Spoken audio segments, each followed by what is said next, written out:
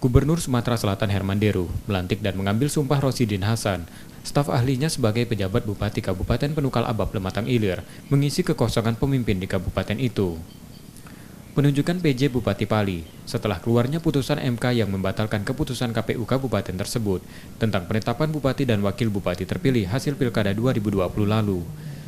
Menurut Herman Deru, selama menjabat sebagai pejabat bupati, tugas PJ hampir sama dengan bupati, namun tak berwenang untuk merotasi kepala dinas. Gubernur juga meminta PJ Bupati Pali mengawal pelaksanaan pemungutan suara ulang di kabupaten itu, sampai terpilihnya bupati dan wakil bupati.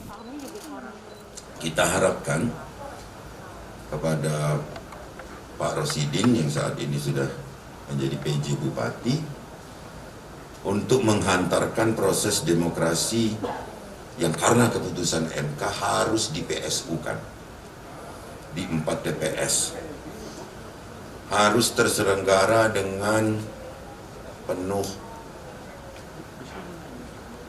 pemberian hak-hak demokrasi kepada rakyat.